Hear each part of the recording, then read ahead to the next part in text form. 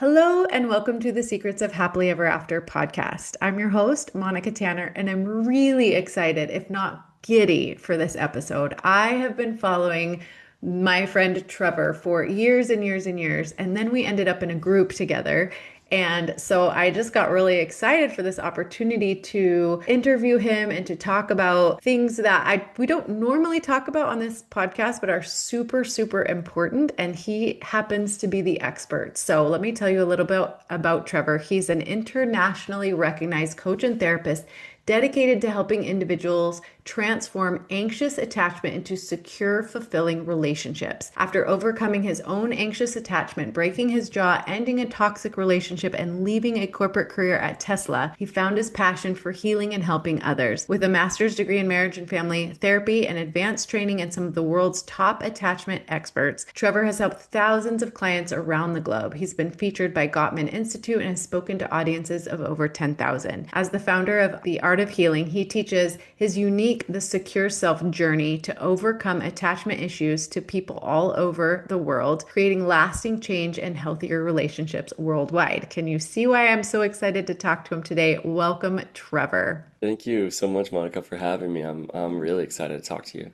Yeah, I think this is going to be a fun back and forth conversation. We talk about a lot of similar things, but in very different ways. So I'm excited for my audience to get to hear what you're passionate about. Yeah, me too.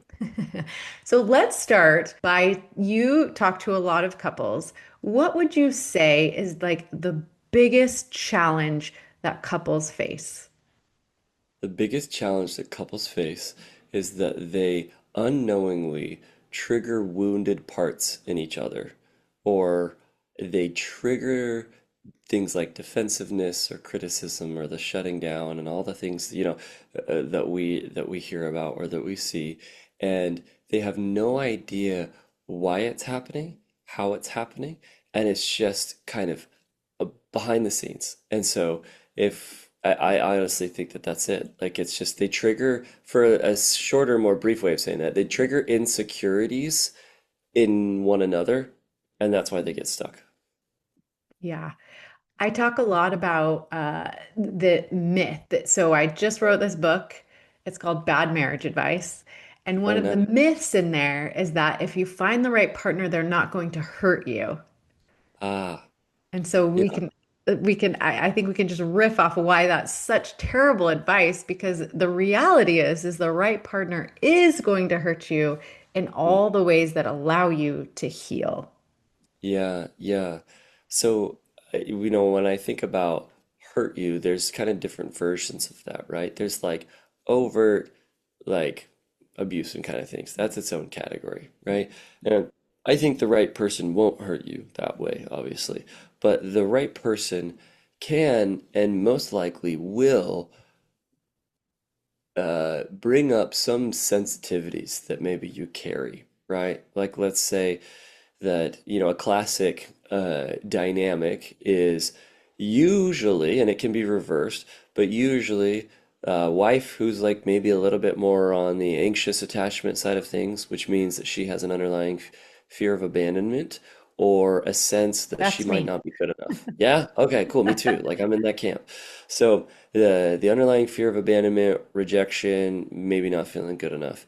And her husband um, is a little bit more on the avoidance side of things. So his core fears are pretty similar, but they might take slightly different words. And really, it's not slightly different. It's not much of a difference. It's just how he copes with it. So she maybe tries to, put out fires and chase the problem, and he's Fixer. more like, I'm just gonna duck and hide and put up a shield, right? And his are more like fear of rejection, fear of not being enough or seen as good enough, and they will definitely trigger each other, hurt each other, poke into those wounds. When he goes quiet during an argument because he's defending himself from all the things that she's saying, and he's so afraid, all of a sudden that's hurting her and she's getting more upset. And so, that has nothing to do with whether they're right or wrong for each other. It just has to do with the fact that they individually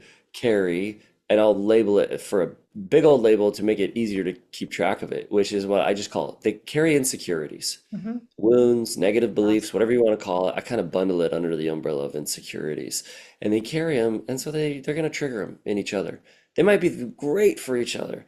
They just got to figure out how to manage those patterns that aren't so obvious. Yeah, we're talking about a serious topic, but I'm smiling so big because you literally just described the dynamic in my marriage for Yeah. years and years and years, right? I came in super anxious attachment, lots of abandonment wounds, all stemming from my childhood that I've done a lot of work on. And of Yeah. course, I married a man who is completely avoidant. He Mm, doesn't have any of the same wounds that I have. yeah. But, his way of coping is to just go quiet, completely disengage. He cannot figure out why I'm so triggered and agitated. And so it took a lot of communication over a lot of years to really like understand this dynamic and what we both needed inside of it. And I'm so grateful actually for the opportunity to heal all of that because of course it's our own responsibilities to heal ourselves. Like our partner isn't going to heal us. They're going to give us lots of opportunities to heal, but they Mhm. also can be a huge support. But in order for them to be able to support us in our healing, we have to be able to communicate what's actually happening. Mm, yeah, absolutely.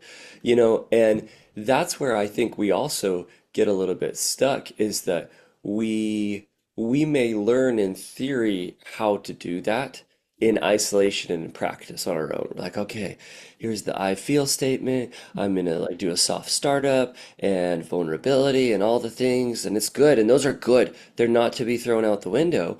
But then you get into the situation and it's like, oh, that crap is useless. Like you can't even access it. You're so Right. triggered. Your soul is just so triggered. So it's this combination of 100% the communication. It's so deeply important because that's how we're going to transfer the information around what we need. But I think the big shift that I've had, especially over the last few years, has been going, okay, I want to help you heal the underlying insecurities, the fears, the wounds, so that the communication skills are then accessible. You can actually use Mm. them. You're like strong enough to bear the weight of the emotion in the moment when things are happening. Or maybe the emotion isn't heavy because you are calm and you're okay and you're secure, right? Like, let's say your husband shuts down during a conversation. It used to be triggering like crazy, like, oh my gosh, I gotta go chase him around the room and get him to talk to me. Exactly. Right? But once you've done your work, you've done your healing, it looks like, oh, I'm noticing that he's shutting down. Okay, it's just something observable. I know I don't love this. It feels uncomfortable, but it's not alarm bells. And from that kind of a place, you then have the capacity to do something else other than chase them around the room while still maybe continuing to do conversation. Like we talked about this last night in the Secure Self Club, which is my like program that we run. And this one lady was talking about how her husband kind of didn't fully shut down, but he kind of glazed over. He kind of got that like all of a sudden something shifted, he's a little offline, and she knew that something was up. And we talked about and even role played, um, just saying, hey, I noticed that maybe something shifted for you just there. Hmm. I And then just noticed is pause. such a powerful phrase. Yeah, yeah. And I was like, wow, that's awesome. Yeah, just, oh, I noticed. But she's not going to be able to do that if she's in her triggered woundedness, in her fearful place where she's responding from her patterns rather than from a place of security. Yeah.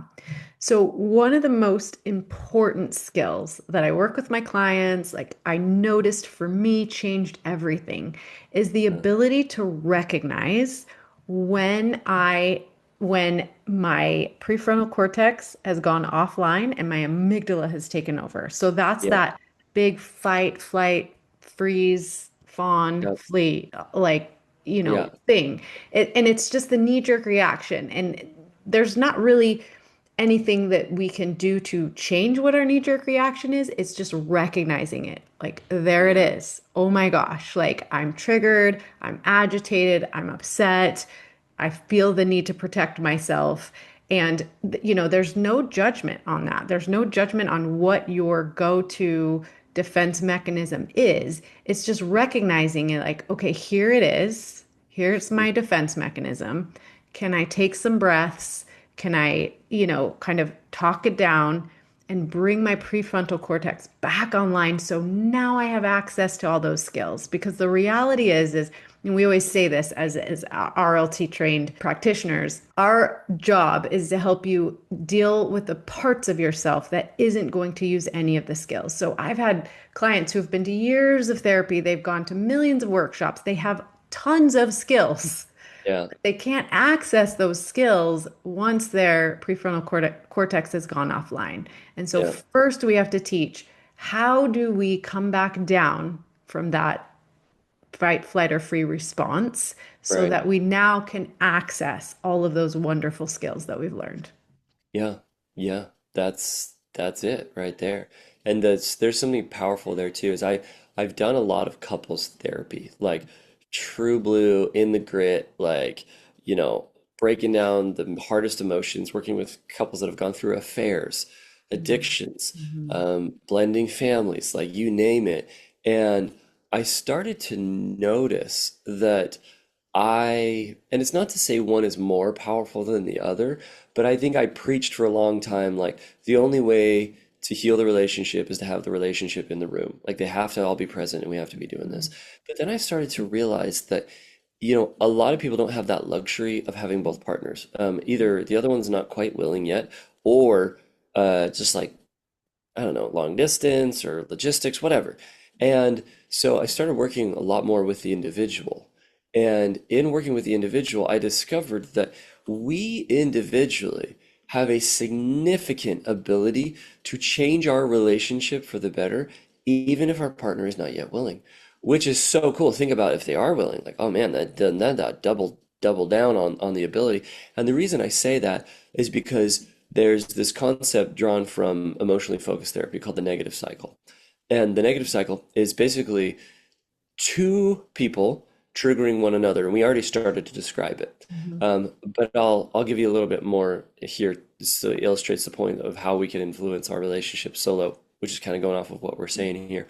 So back to our couple, let's say she grew up in a home where mom was really hard to please, mom was really critical, or well, yeah, we'll use that example. There's a million reasons why she could feel this way, but we'll just say it's that, right? Mom was really critical. And so she feels like she has this underlying belief that love is scarce, that approval is scarce, that she needs to earn love in order to be enough. Okay, so she's carrying that around with her. And then he maybe had a home where he was like banished to his room anytime he had emotions, right? If you're gonna cry, go to your room, come out when you can start to act like a member of this family. Oh, isolation, right? A lot of not good enough. And so he learned to bury his feelings and duck and cover. And so when they get into this relationship and something is off, maybe she will most likely initiate the conversation. He definitely is not going to initiate the conversation, but she will, right? She's like, I got to go out and I got to fix this, right? Earn love, fix it, prove that I'm good enough. And so she might engage in some sort of, if she feels like there's a threat to feeling safe and connected in the relationship, it may come off critical because she's in a fight or flight panic place. And so she's going to point out what he's doing wrong. And in pointing out what he's doing wrong, he's going to hear the same message that he got as a child, which is, you're not doing it right. You're not good enough. You need to be different in order to be enough. And so he goes to his default and he ducks and cover, right? I'm out of here.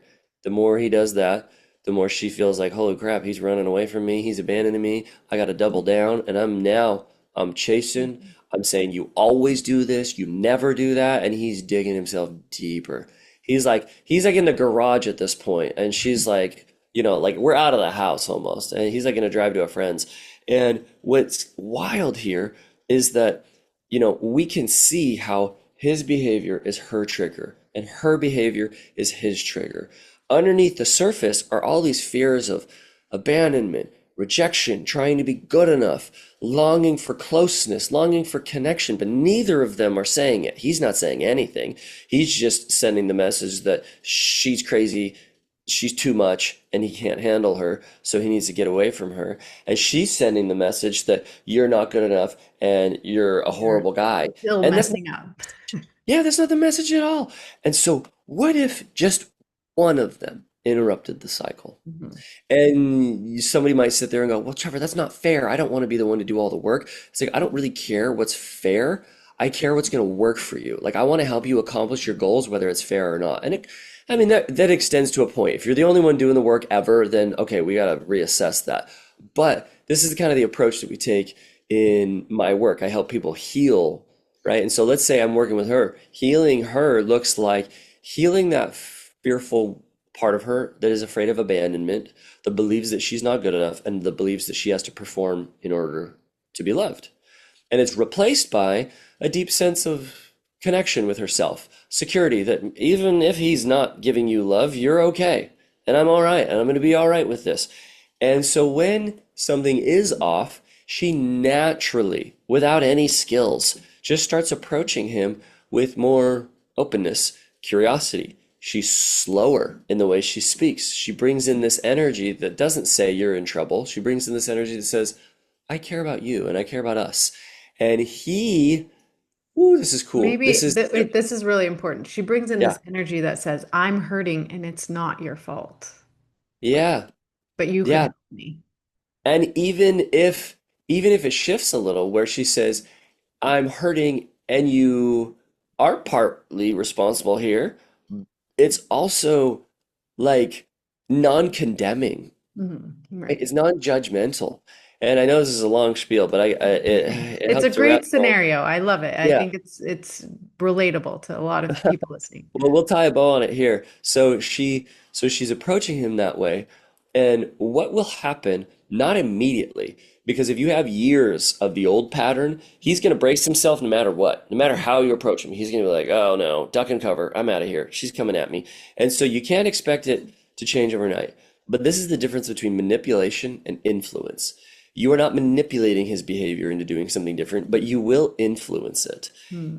So when you approach him with that non-blaming, that connected, that confident, secure energy and words, he will most likely feel more safe. He will most likely feel more open. He will be more curious himself. And like I said, not immediately. It may take some reps, but he will feel that way. And from that natural state of being, he will most likely respond in kind with more safety. Again, without any skills, he will unconsciously do this. He will start to be more willing to talk to you about whatever's going on. And you didn't tell him to. He didn't tell himself to. He didn't think about therapy or the workshop that you guys did together. Not at all. It's just because he feels safe and he feels connected, right? You go to sleep when you're tired. It just happens. You don't think about it, you don't try. It's just a natural reaction to the internal state of tiredness. And so that's where I go, oh, how cool is this? If you have problems in your relationship for now, focus on healing your heart, and most likely it will impact your relationship and their behavior in a massive way. Yeah, I mean, there's so many things that you said there that I would love to respond to, but I do think you can definitely spark change in the relationship on your own, but in order to sustain it, they both pe partners need to participate. 100%. But, I think one of the most impactful things that I've ever done for my own relationship, I'm doing this stuff all the time. I'm doing this work, I'm learning about it, I'm working with other couples. My husband is like, I'm cool, I'm chill, right? But being able to explain to him the experience I have when I'm triggered, because Uh-huh. he doesn't understand that experience. It's not his Right. experience, right? So Right. when you were talking about the wife who, I don't think that my mom was critical, but I have that exact same wounding. It's Yep. Yep. like the Different source. different source, right? Exactly. Yeah. But my experience is there's not enough love here. And if I am not perfect, if, I do something wrong, the love is going to be taken away from me, right? My husband grew up in a very different scenario. Like for him, there's enough love to go around. Like, what are you even freaking out about, right? Yeah. And so Yeah. for me to be able to like spend enough time with myself to kind of recognize, to just be able to journal it out, talk it out with coaches and counselors, to be able to understand this is my experience.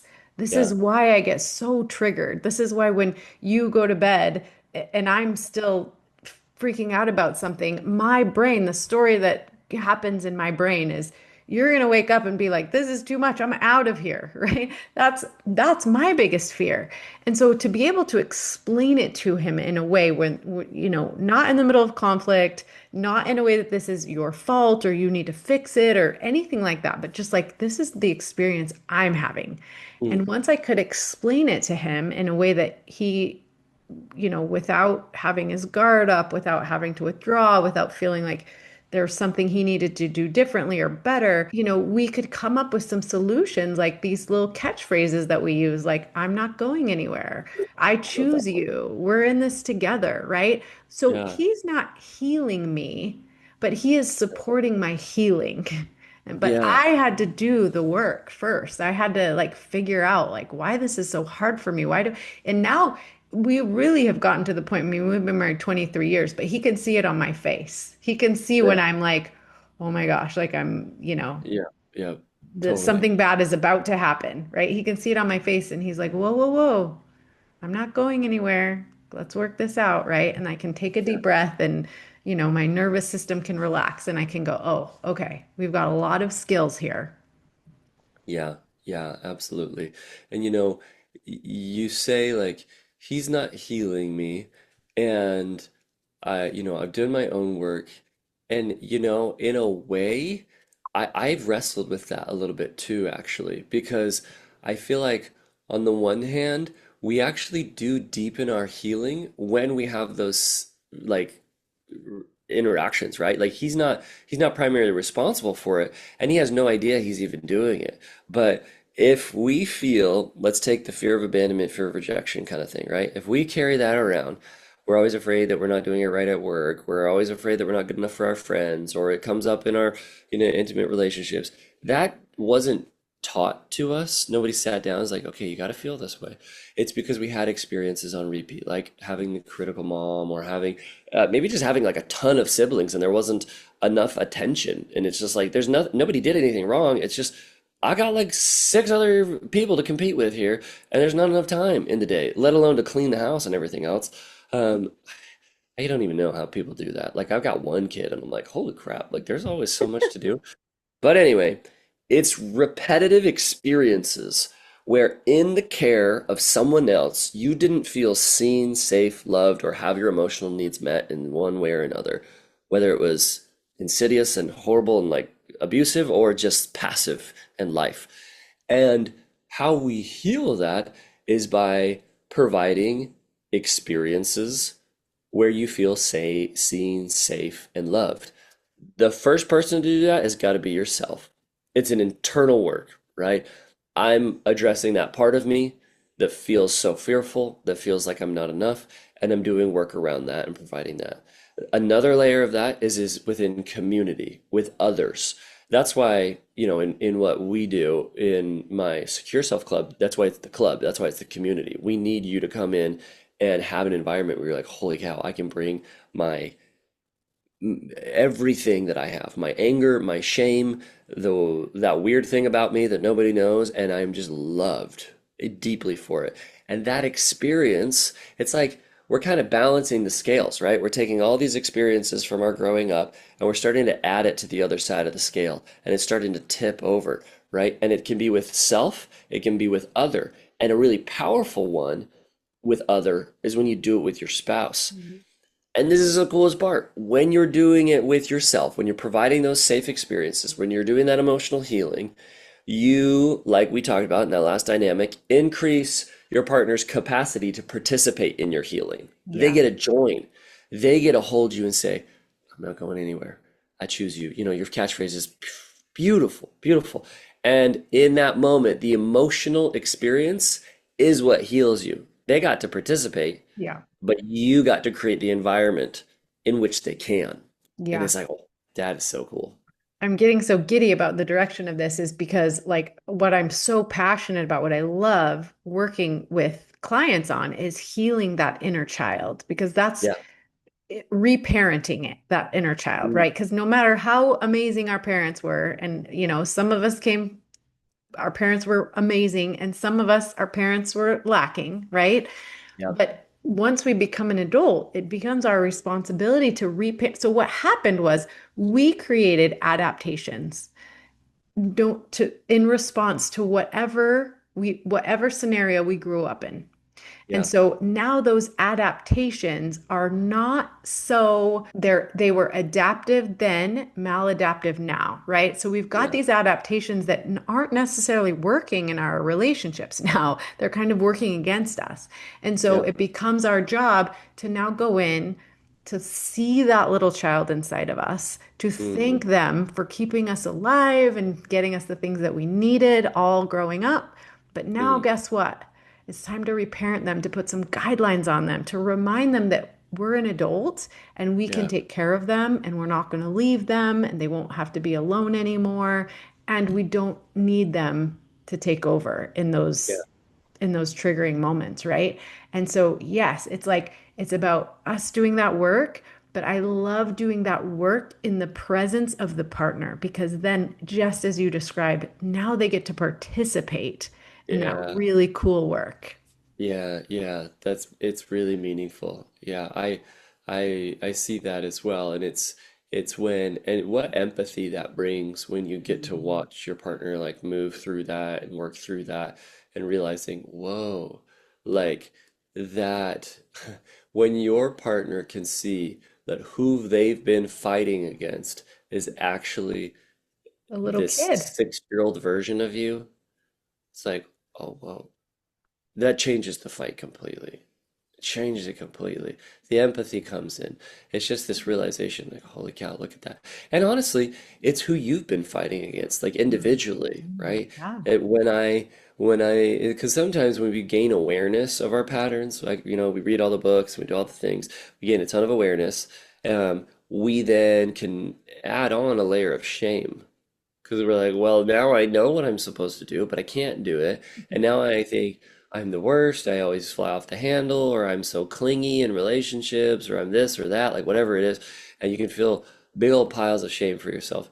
But what this does is it shifts that dynamic to where you're like, oh, I feel so compassionate towards that part of me that feels like I have to prove that I'm enough. That's always people pleasing, that's hiding my own needs, or maybe getting critical when I don't feel like I'm getting what I want. And it's like, okay, I get why I do that. Like, I can love myself for that. And it's not effective, but it makes a lot of sense.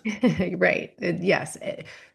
It always makes sense when you get Yeah. down to the root of it. But it's Yeah. so interesting because I grew up thinking my mom was so weird and woo, and now I'm realizing that she's brilliant, but she always keeps pictures of her and her partner in her bedroom as little children. And, Mm, it's like almost like a little shrine to them. And so, I yeah. mean, that's how when I would go in, I'd be like, Mom, that is so weird.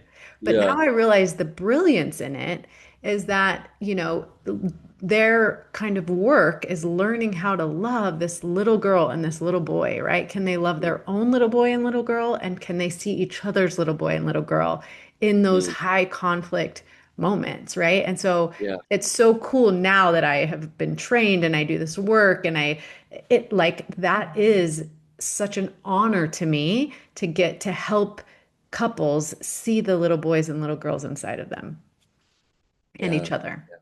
Yeah, no doubt. And it's a very powerful thing to do. And it does sound a little woo-woo and it feels a little silly sometimes when people first get into Right. it. Right? Like I'll have them like actually out loud speak to that part of Yeah. themselves. Mhm. And they're like, oh man, I don't know, this feels a little weird. But what's crazy is like you do it and it's it's wild. You will get things that come to your mind and to your heart that you did not put there or create. It feels like you're getting an answer back. Mhm. And some people will have surprising answers. They're like, my inner child is saying this. I don't even know what it means yet. And then we unpack it, and all of a sudden we realize, oh wow, that message that they're sending connects back to this particular memory when you were in like sixth grade and this happened or whatever else. And it's pretty cool what our minds are capable of storing subconsciously.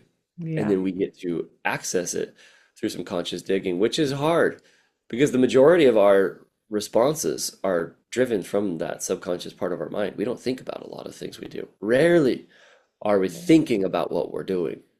Right. Inner child work is so powerful. And it really is such a, most people go through life just on autopilot, right? They're just doing what was modeled for them. They're living from their adaptations that, and a lot of times those inner child adaptations are rewarded out in the world. Like they help you be really successful. However, they oftentimes make a hash of your personal life, of your Yeah. interpersonal relationships and your relationships with your children, honestly. So it is so important to do that work. And so I really want to extend an invitation to anyone who's listening Yeah. to really take a moment to consider, do I have a hard time in interpersonal relationships? Can I see that inner child coming out Yeah. in moments that are difficult between my romantic partner and myself, and Yeah. would inner child work be beneficial? Because there are people like Trevor and I who can help walk you through and kind of unpack some of those adaptations that are messing with you. Yeah, yeah. You know, if someone's listening to this for the first time, I could imagine that they'd be thinking, well, this sounds pretty cool. I have no idea like how, like what do you mean when you mean that? And I have a little story that I feel like helps illustrate it pretty well that Yeah. might be good take home. And we could plug it in with a little bit of a framework on just like how to get going on your own kind of a thing. So Oh, yeah. if you're cool with that. I, I'd love that. So one day I'm sitting in Chick-fil-A. You probably heard this story, maybe. I don't know if you have. I tell it on some podcasts. So I'm at Chick-fil-A and I'm sitting like across from this booth, and there's a dad and his daughter. They're sitting on the red chairs and they're having a good time. And she's doing this thing. She's 4 years old, I think. She's running back and forth from the playground to dad, getting that bite of chicken nugget and then running, right? Living her best life. Messy hair. She's like sweating, so it's kind of like clinging to her head. She's barefoot, her little feet just slapping on the floor every time she comes. Like she was coming from behind me. I knew every time she was coming because she could hear her little feet. And she was having the best time ever. But it came to the point where in every 4-year-old's day, that's the worst point at Chick-fil-A, which is go home time, right? Dad turns to her, he says, "Hey, sweetie, it's time to go home." And then all of a sudden, as she should, she responds from a place that was not very rational or grounded because she's 4. Of course, that's exactly where she's supposed to be, right? Just as your inner child is responding exactly how they should. That part of you was built when you were a tiny little, that part of your brain was built when you were a tiny little human being. And so, of course, you can respond that way. And her irrational responses sounded like this: "Dad, we're never going to come back. Dad, you're being so mean. And, but Dad, like, I love the red chairs." She loved the red chairs. And so, which I think was a pretty rational part. I do like the red chairs too. So she's sitting with him and crying. And what Dad does is not grab her by the hand and rip her out of the room and say, "Let's go." We've seen that, and it's very uncomfortable watching that kind of a thing, right? But he did something different, and he models for us how we can interact with the irrational parts of ourselves, with the inner child, with the fearful part of us that says, "My partner's going to leave me. They hate me. I'm not enough," or whatever else it is. And he leans over and he first gains her trust. And we can do this internally for ourselves. But how he gains her trust is he just repeats back what he's hearing with a lot of softness and compassion. He says, "Oh, sweetie, you feel like we're never going to come back? That's really scary because you love it here." And she's like, "Yeah." And all of a sudden you can see her kind of like coming online. Like she's gets that soft, like choked up "yeah" that squeaks out of her throat as she's kind of agreeing with dad. And he goes, "And you feel like dad's being really mean because he's pulling you out of here?" And she's going, "Well, yeah, yeah." And you can even see her starting to doubt that. She's like, "Well, I kind of know that dad's not mean, but it feels like he's being mean." And he goes, "I get why you feel like I would be mean right now. That makes sense. You love it here." And he goes, "And I know you love the red chairs. Like, they're so freaking cool. Yeah, I totally get it." And at this point, she is softened.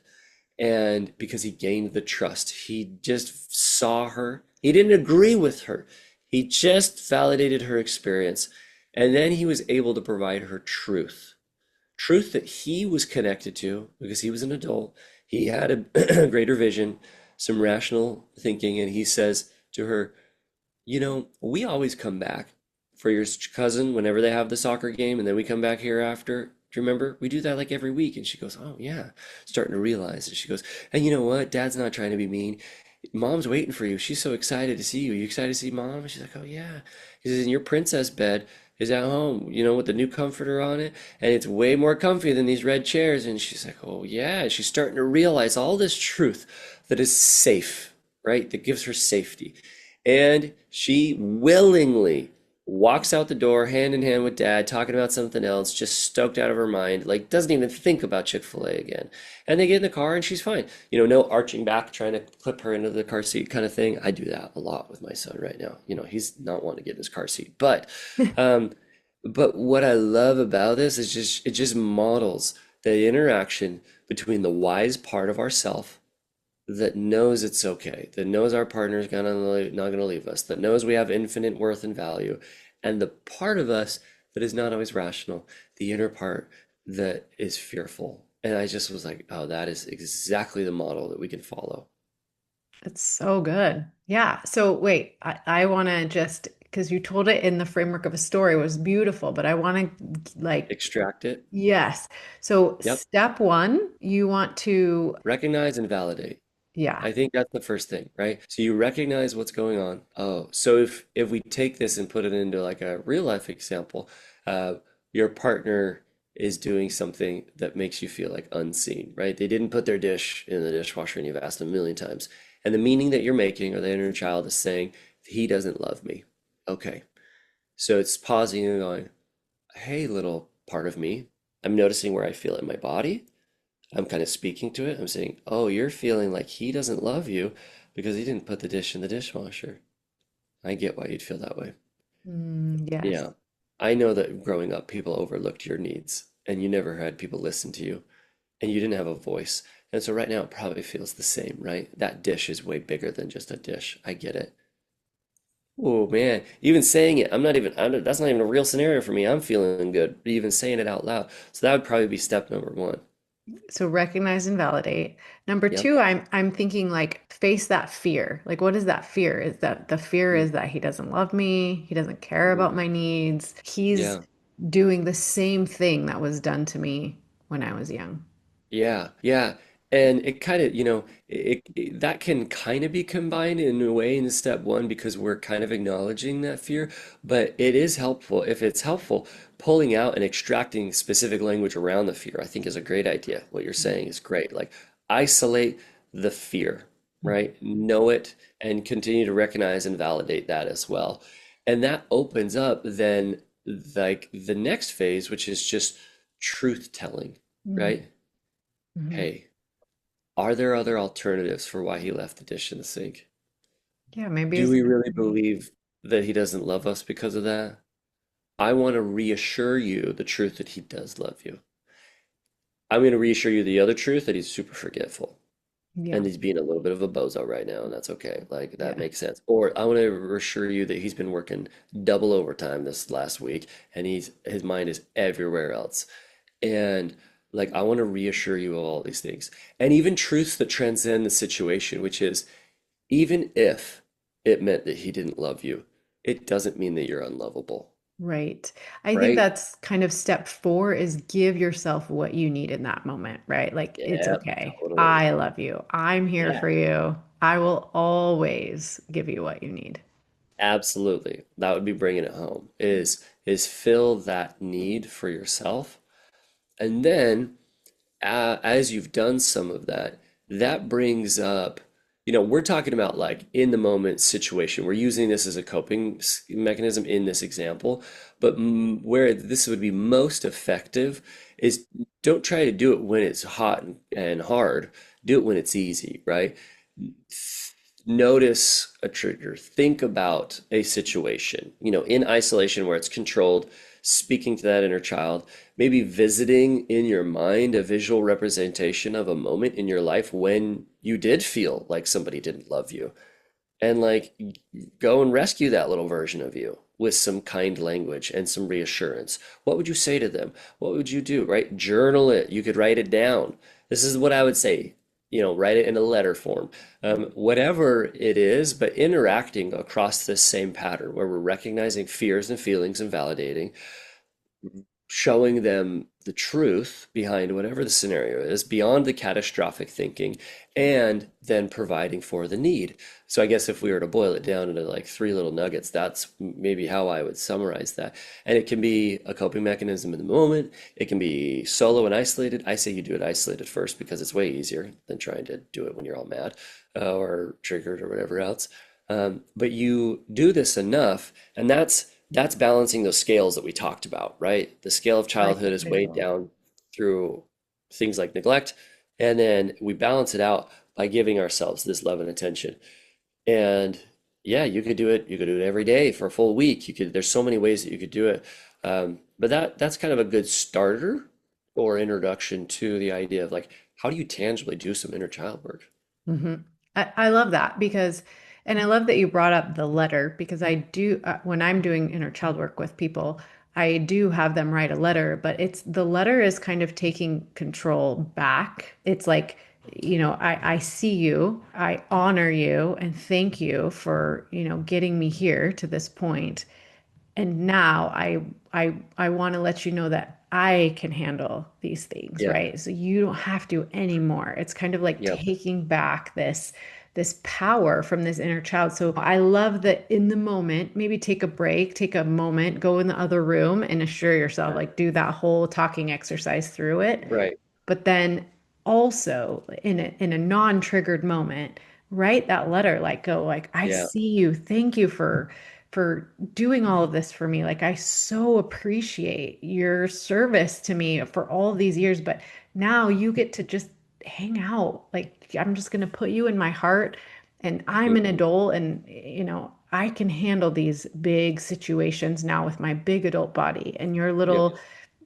your little scared self or whatever can just Yeah. rest peacefully in my heart and know that I love you. I'm not leaving you. You know, we're in this together now. Yeah.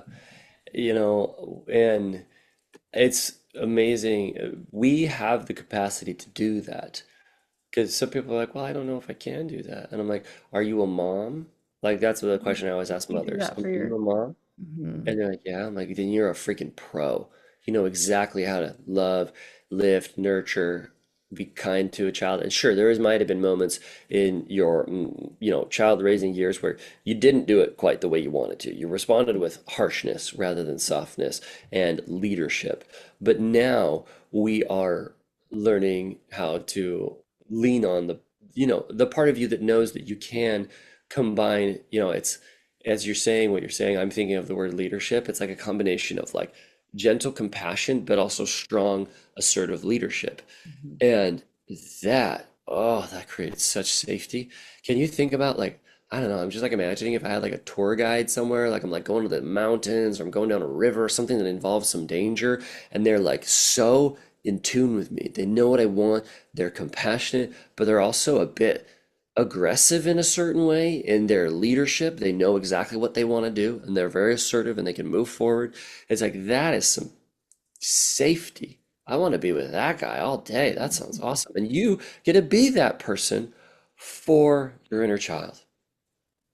And it's so cool. Oh, Trevor, this has been so fun. I feel like I could talk to you for hours, but I'm sure we should probably do this again sometime. But thank you Cool. so much for your time and for your wisdom and for sharing so openly what you do and how you help people. Can you give the listeners a sense of how they can find you, learn more Yeah. from you? Great. So the first thing you can do if you're like on Instagram, I put most of my stuff is there. That's kind of where like a lot of the public community lives, which is Instagram. My handle is The Art of Healing by Trevor. Or if you look up Trevor Hanson, I'll probably be the first one that pops up. Hanson with an O-N. And there, if you're like, I want to take like a one next step, what I would suggest doing is there's a free training or a little seminar that I got. And it teaches there's four reasons why people are stuck, even if they're reading the books, going to therapy, doing all of the right things, feeling that anxious attachment or that fear of abandonment, feeling not good enough. Because most people that we work with are stuck, even though they're doing all the right stuff. And so I was like, well, what are the things that they're missing? And I just put them in a training teaching you so that you can kind of start to get unstuck. And I always tell people that's a great place to start with me, right? If you're like, oh, I want to continue to learn, and I don't really know what to do, and I don't want to just watch the reels because they don't go deep enough. I think that would be a good next one, and that's on my Instagram. Just go to the link and you'll find it there. Perfect. Well, thank you so much. And I hope we can do this again sometime. Yeah, thanks for having me. Awesome.